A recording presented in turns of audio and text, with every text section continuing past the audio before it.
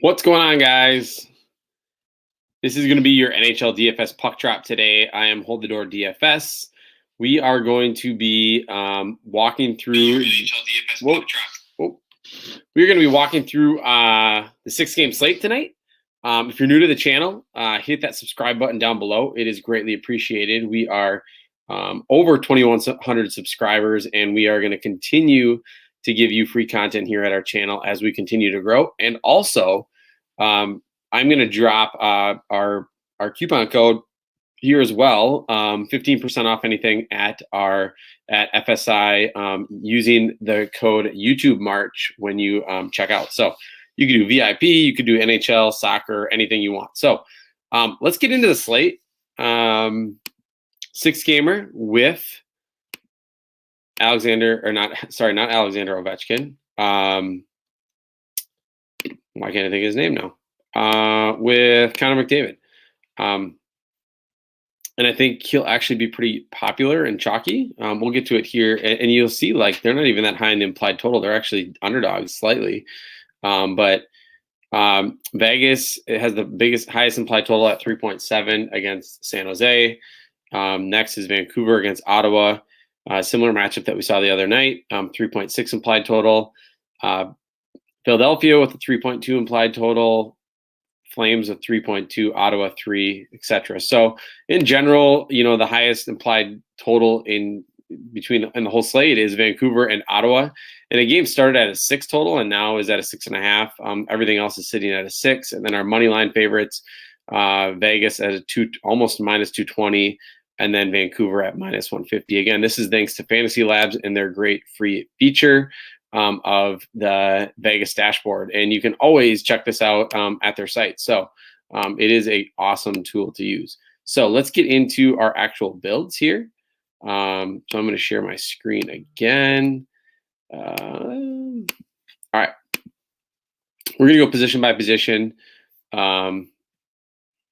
So let's start at the center position. And Connor McDavid, I don't really need to spend much time at all on him. Calgary has been playing better. They're going to, Edmonton's on the road, so they can line match. But, I mean, it still is kind of, like, tough to just, like, not play him. I mean, look at the time on ice. It's like 25, 26, 23. And we know he's a super high event player.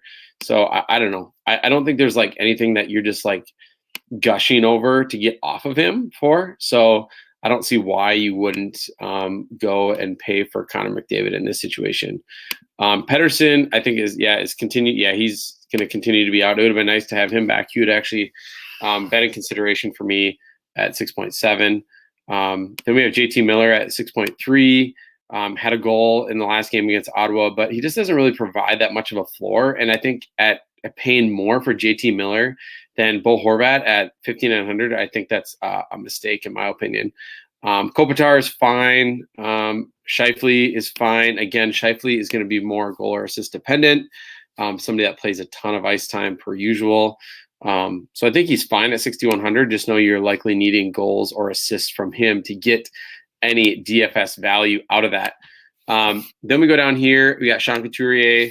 Finally getting back down to like where he should be comfortably priced at 6,000.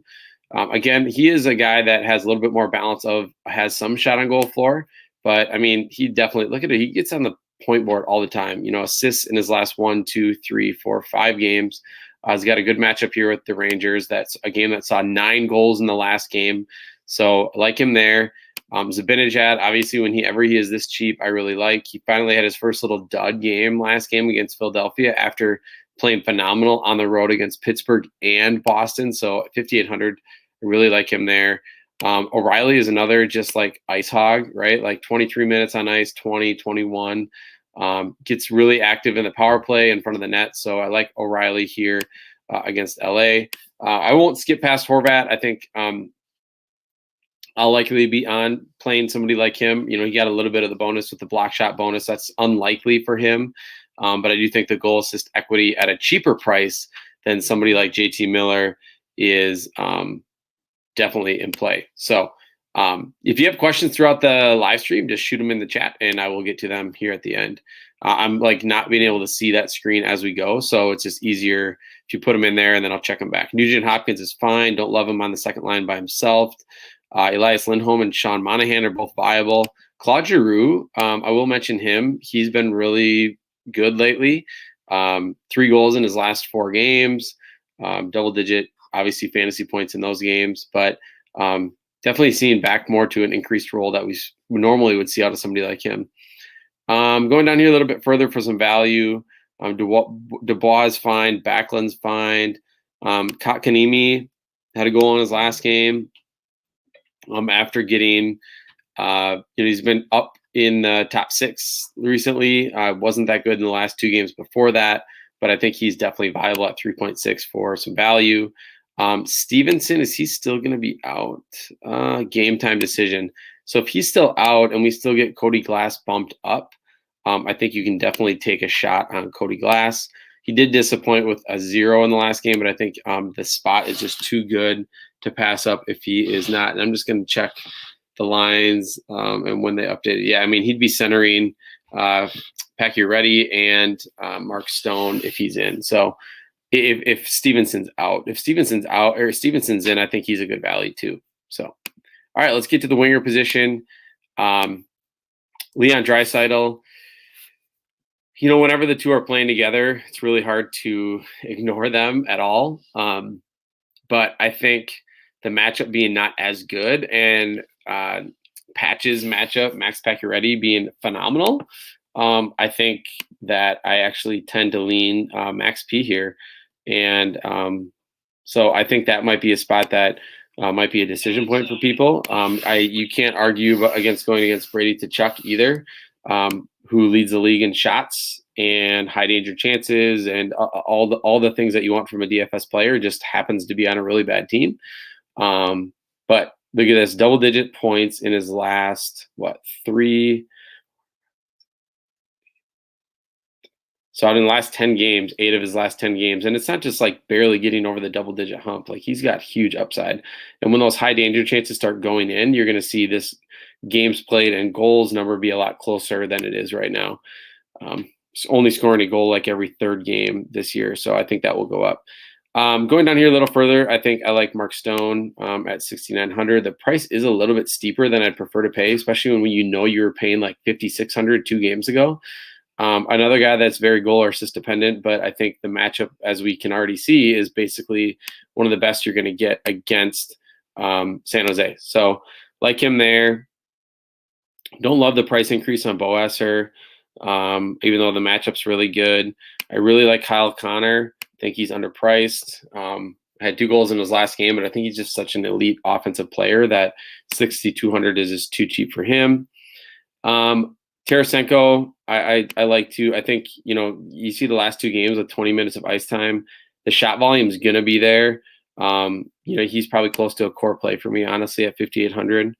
Marcia Show is phenomenal, in a great spot. Tuck looks like he's going to be a game time decision too.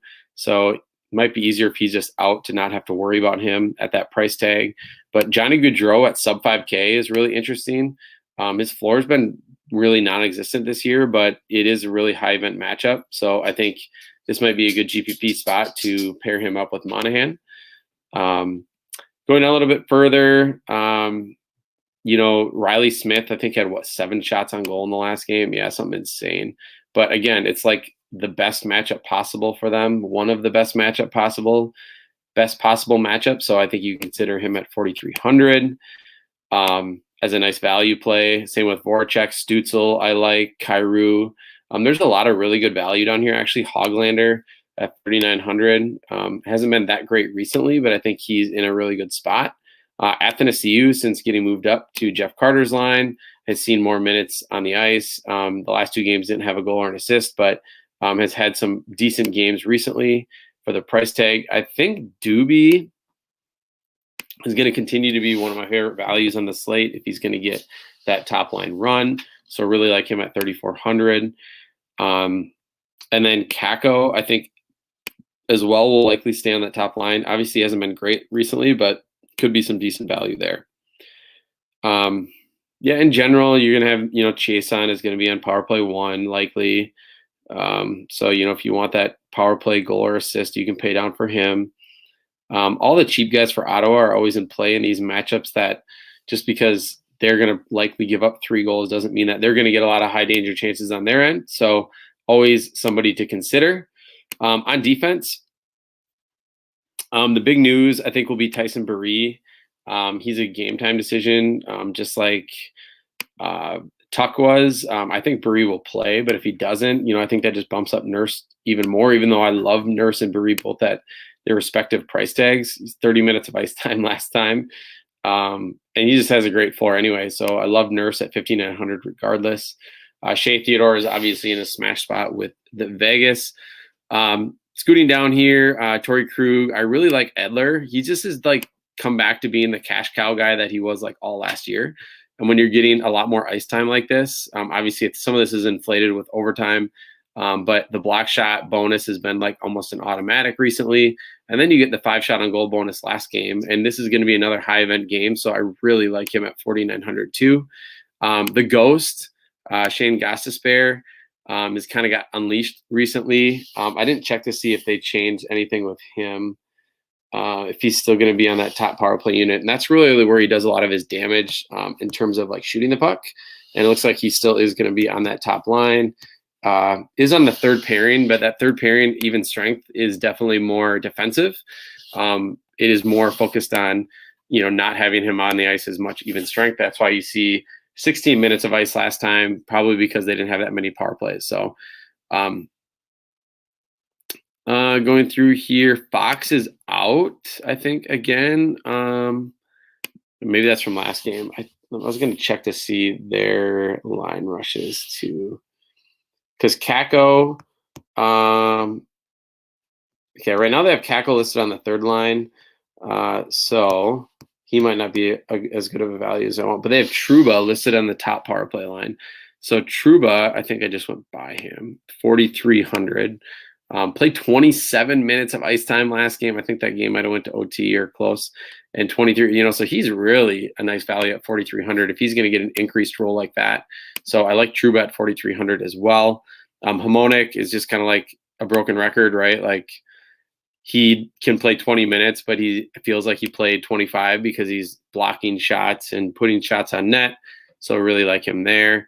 Otherwise, you're going to get down into like the Keandre Miller, Lindgren, Tanev. Tanev's another like just high volume blocker shot on goal guy. Not really a lot for assists and goals, but can definitely be worth a punt.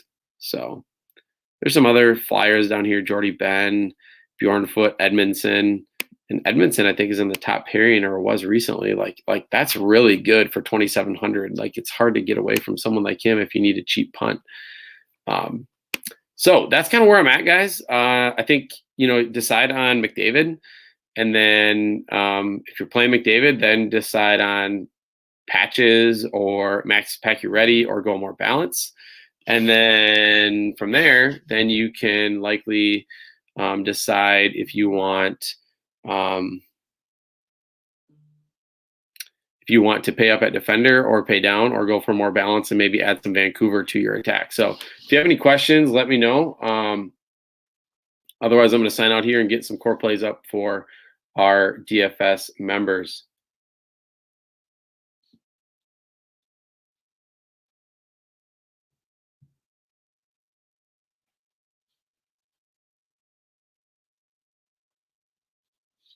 All right, guys, good luck.